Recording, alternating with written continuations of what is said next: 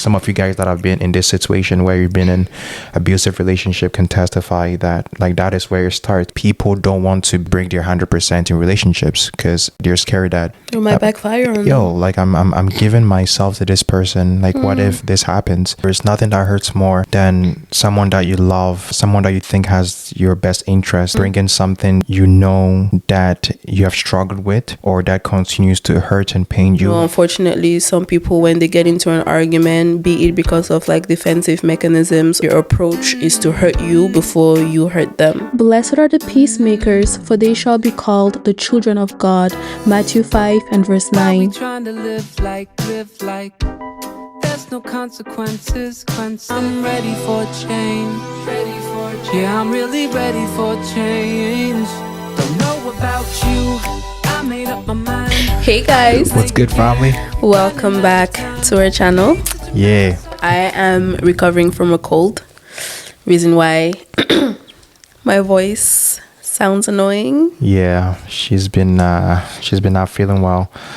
And also our last video that we were supposed to upload, it got lost, Corrupted. was blacking out Yeah. out of nowhere. Yes. So that's why it's been taking a while for us to upload the part 2, because the footage is basically like corrupted. It's not working anymore. And then we had to refilm it. But then I was sick. Yeah. And I'm feeling a little bit better now, although I'm still a bit sick. Yeah, but hey, we're gonna get through this, guys. Because we love you guys. Yeah. And we want to post this.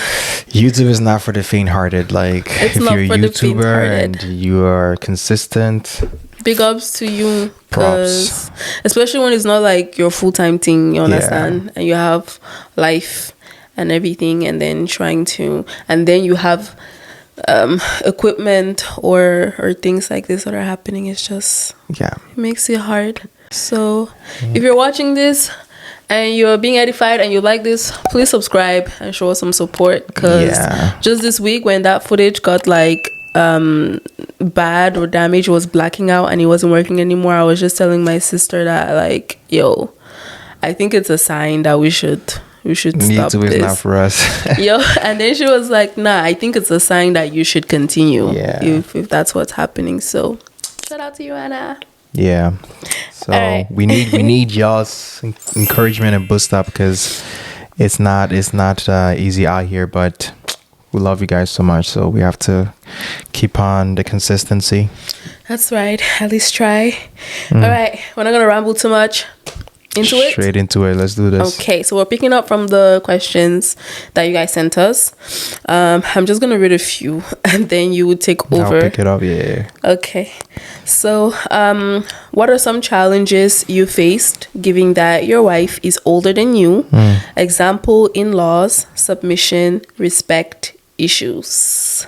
Ding, ding, ding. She's only a year older than me, and I don't really realize it. I don't really think about it until someone points it out. Yeah. Yeah, we never really bring it up, even in our relationship, unless if we check our birth like certificate or her birthday comes and it's like, oh, it's true, you know, like you're turning 25. Yeah, you're turning 26.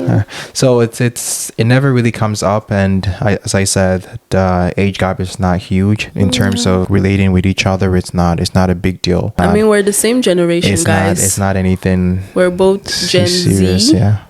Unfortunately, don't like to be associated with Gen Z, but we're both the same. Gen Z has a negative reputation. Not a very good connotation, yeah. So we're both the same generation. It's only a year apart. Yeah.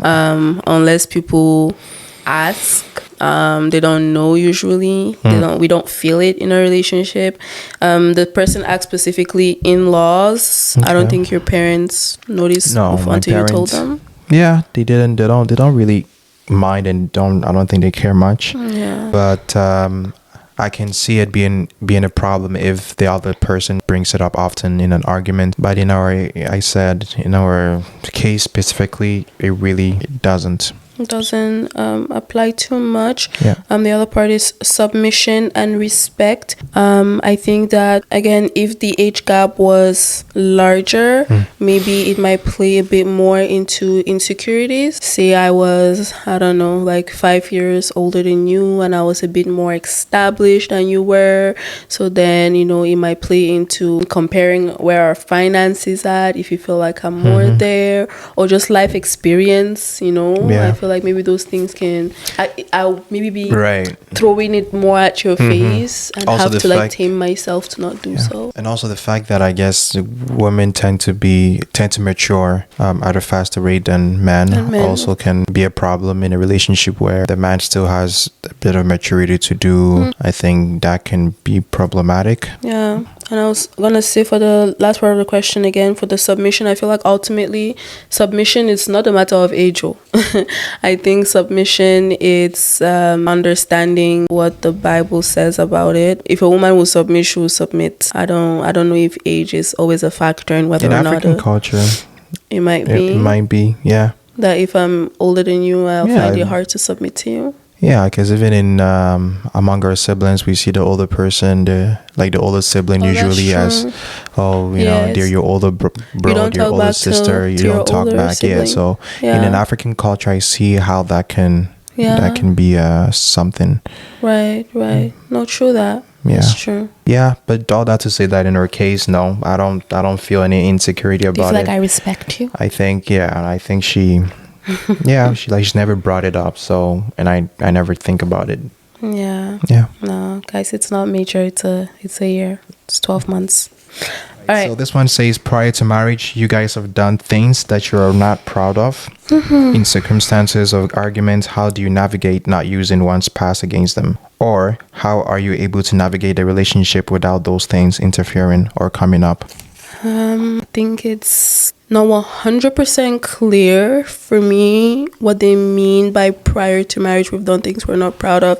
If it's in terms of like sins, like whatever it is that I might have been wrestling with before I became a Christian, and even while I became a Christian, there are some sins that are easy to break out of. You know, if it's those sins, like for example, in our situation, we had a confession session where I kind of like was vulnerable to Clement and told him everything that I believed would highlight my flaws to him, so that he's making a decision in awareness, so that there's nothing after like, oh, I didn't know that, or, you know, you've changed in whatever way, you know, just making sure that I'm presenting my cons and my pros to him in a just light, so that he can make a decision or whatnot. And then vice versa, you told me all the things in your past that could potentially like push me away, you know. And I feel like when you do that with someone and you have an understanding of grace, of mercy, of forgiveness, of how the Bible says to, you know, forgive others just as God has forgiven you, to not count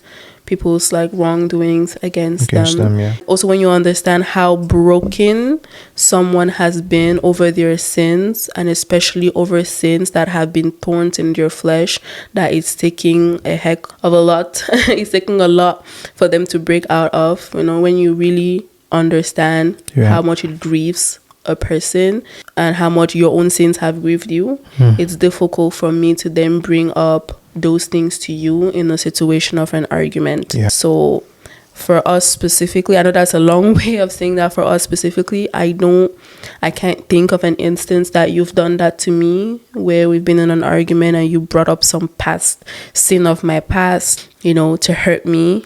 That hasn't happened. And I don't think I've done that to you before. I think it's wrong. But I do see where this person is coming from, though, that there is nothing that hurts more than someone that you love, someone that you think has your best interest, bringing something that you know you have struggled with, or that continues to hurt and pain you, and then they bring it up against you. It's really, really unfortunate that spouses and people in relationship do that. If you guys have watched my past videos of my testimony, I've shared how I've struggled with personal sins and like some sexual sins, right? And having that transparency session where we share those kind of things was very helpful. You offered a safe space for me to be vulnerable, and I expect you not to bring it up. Of that. Yeah, and not to, not to abuse my vulnerability against me. And I think that is what people need to realize, that this person is being vulnerable with you. And that is why people don't want to bring their 100% in relationships, because they're scared that it might backfire on them. Like I'm giving myself to this person. Like, what if this happens? So I guess it takes two mature people. It takes a lot of maturity. It takes a lot of grace, forgiveness. It takes patience. It takes like all the goodness that is needed in order to not do this, because it can really be manipulative. Some of you guys that have been in this situation where you've been in abusive relationship can testify that like that is where it starts, when the person start bringing your past mistakes against you and they use it as to bring you down. Yeah, when these things start happening, then you need to know that there's not the person that you want to continue to be with. I was just about to say that it points that there's maybe something more to the person that is doing the bringing up of your faults to you more than there is with you, Of course, it's different when it's something that is continual in the relationship. If they're bringing up a past behavior and you're still engaging in that behavior presently, and you're trying to like show you that perhaps more discipline or whatever needs to be applied, that's different, right? But no, I think it's wrong on a lot of levels. Even how you bring it up to is important. If this person is struggling with it and then they're sincere and it's a struggle, and they've already like told you about it, that is a struggle, and you accepted to be with them, then you need to know that that's what it is. Now if they had not told you and then all of a sudden you see it, then it's another thing, because then you didn't know. But if they've confessed and they've told you it's a struggle and you accepted to be with them in the relationship, obviously we're not talking about cheating, we're not talking about abuse here, but we're talking about struggles that are normal in a particular relationship. Then how you bring about it is really says a lot about how you understand the grace of God. Just as you said, just as Christ in God has forgiven us, God expects you to forgive your neighbor, especially your spouse. Your own forgiveness even hangs upon that. Yeah. Yeah. No, I think that's a very good question. It is. Very true. It is. And as I said, you need to be careful when you see that it's a pattern that this person keep bringing it up, and it seems that it's like they're using this as a bait each and every time to make you feel a certain way and make themselves feel superior. As you're saying that, I'm also thinking that there might even be cases where someone is doing that without realizing that they're doing that, and without realizing the impact that it's having on you. I think it's not just the like, oh, this person is a bad person and they just want to hurt you, In some cases, they're, like we all come from different environments, and there's such a thing as learning to fight well.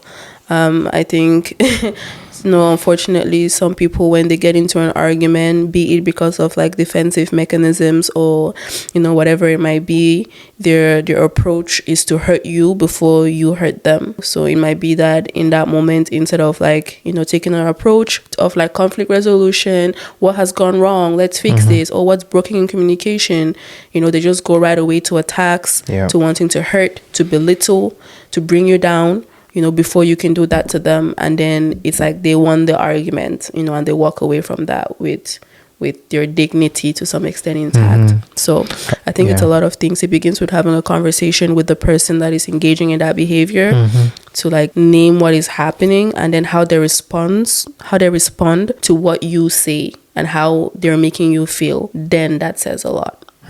Yeah, and you don't want it to reach too far in the relationship before you address it. But for us specifically, I think us also like working in the field of mental health helps us as well to know how to like communicate things that will, because like when you sit down with like a client that is going through things, you do encourage them to remain in the present. So this helps with conflict resolutions. I don't know if it's something that you've also no, absolutely. Well. I think especially because when you're in an argument, and I feel like that's the double side of trying to apply that when you're in an emotional state where like the emotional side of your brain is a bit more active than the cognitive side of like rationality and everything, because your emotions are there. So it's a lot harder to focus on what is rational.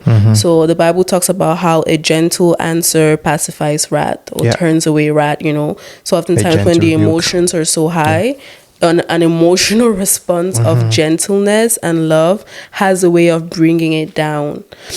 So it's funny how the Bible even deals with conflict resolution in some way. Our mind works, how like those things affect our body. There's a verse that says that a sweet word brings healing to the bones.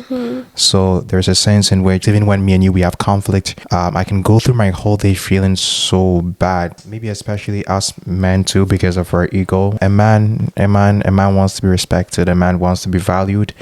A man wants to feel as a man. You feel me? So that's something that I think you're also very aware of. And one thing that helps with us in our relationship is like once in a while we would just like sit down with each other and then we would ask, what is one thing that I'm doing well, and what is something that I need to work on. And then we would talk over, and then I would say mine and she would say hers. And she would often say that if I've ever disrespect you, forgive me. That's something that Leti does that really I find it very admiring and very cool. So in other words, guys, I'm a good wife. No, but I think it's so it seems so cliche, but guys, man, it really goes a long way. Yeah, it does. One thing that I would add to that is that it's practice. I think there are skills that you develop and you learn as well, even in terms of conflict resolution, how you learn your partner, how you learn the way they process like the things that you say and the things that you mean. And yeah, it's a journey. It's you learn, and I think even in our relationship, we're constantly learning. Oh yes. All right. So the next question, I think this one interrelate with the one that we just answered. It says, how do you deal with each other once you've been annoyed?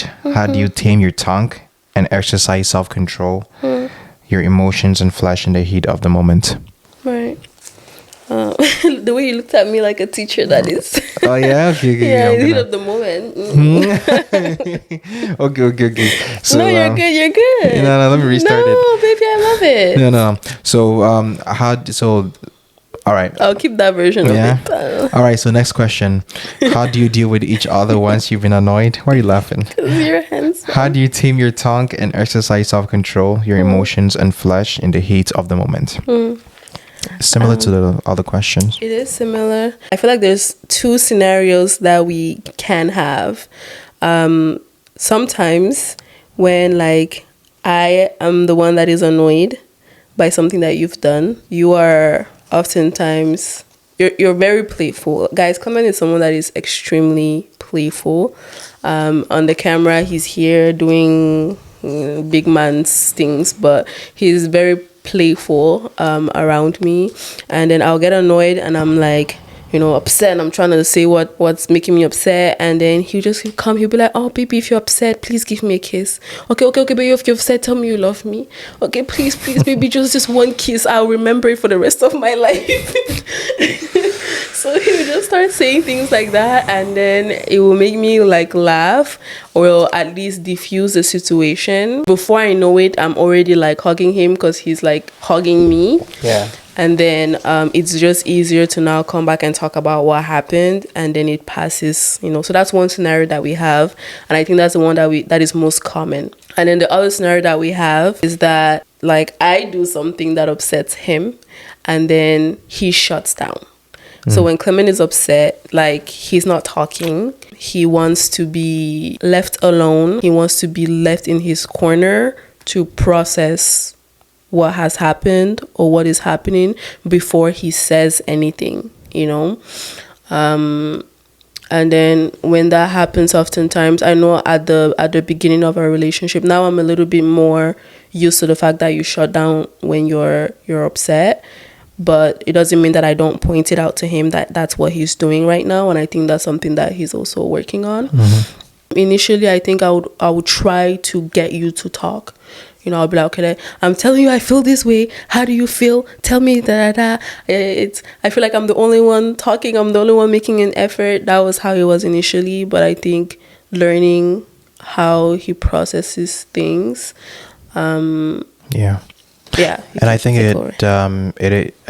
it just works within our personalities. Leticia is someone that thinks very fast, that can like reflect very fast. She doesn't overthink her words. Like she knows exactly what to say. I'm someone that need time to reflect, and it doesn't mean that she does it better than me. It's just the way we work with conflict and the way we deal with things. Because maybe when I say things, I might say things that I don't mean at the moment because of the heat of things. So I do need time to reflect about it. That also doesn't mean that I need to do that at every time, right? Because sometimes the conflict needs to be talked addressed about at the immediate present situation, right? And the other times that it can wait, right? However, how do you tame your tongue? I think this next one is very interesting. How do you tame your tongue and exercise self-controls that you do not say things I guess you don't mean, right? I think we have some general rules that we've laid in our relationship. We don't go to bed angry at each other. That's something that obviously we're still working on. As I said, I shut down, so sometimes I might even go to bed angry. And we also pray about it. We try to be transparent in our prayers about how we are feeling, not just praying a superficial prayer that, oh God, protect us, but naming that, God, right now I'm feeling this way. I'm feeling angry with Letty. I don't feel like talking to her, but Lord, and that's not a prayer that he's praying on his own. That's a prayer that I have to pray with her. He has to pray with me. So what that naturally will do is that he's shutting down, but then he's opening because God is a witness. And then now I'm a witness in the midst of God. So then we have to talk. That's so hard because it's like you're inviting God into this, right? You're inviting God that is all knowing, that is all powerful into the conversation. So it's like it's so heavy on the conscious. That's why when it happens, I don't even want to pray about it, because I know if I pray about it, I have to address it, right? That's why the Bible said that if you're even bringing an offering in the house of God and then you have something against your neighbor. Go and settle it before you bring it. So that applies in our relationship, that we're trying to establish that as a general rule in dealing with conflict. Anything else? I think we have the role of not walking out on each other, in the sense of walking out of the house. So he's someone that definitely needs his space. So he might be upset and then he'll come downstairs and I'm upstairs, or vice versa. But we're not going to leave the house. For some people, of course, it's helpful to go on a walk and all of those things. But again, every couple is different. But for us, we are not going to leave the house. If we're in a house together, we're not leaving the house until we feel like it's solved. And the reason why we do that, it's also because we try to be aware that, sure, there are conflicts that are very physical, not like physical, but in the physical, where I'm bringing up something that is upsetting him or vice versa. But there is also an aspect of it that can be spiritual, where we do have an enemy that hates marriage, an enemy of our souls that to some extent knows what tempts you, and the person that you really, really love has a lot of power to hurt you, to affect your performance in many ways, including in ministry, your prayer life, like Clement was just talking about, right? So we can oftentimes be the targets or the vessel through which he brings about something. So trying to keep a spiritual eye open to that, so that, say we have an argument and emotions, like we talked about before, emotions are high. When emotions are high, the cognitive part of your brain is lower, and then he leaves the house upset, runs into say some next girl that has been eyeing him, and because he's so upset about me, he pours out everything to her, and you never know. And same with me. I meet a male friend and I started to talk about things that I should not be talking about. I sin against my husband because I'm not protecting his reputation or respecting him outside. Not to say that if you're in an abusive relationship, you don't go and you don't say what's happening to protect yourself in that situation.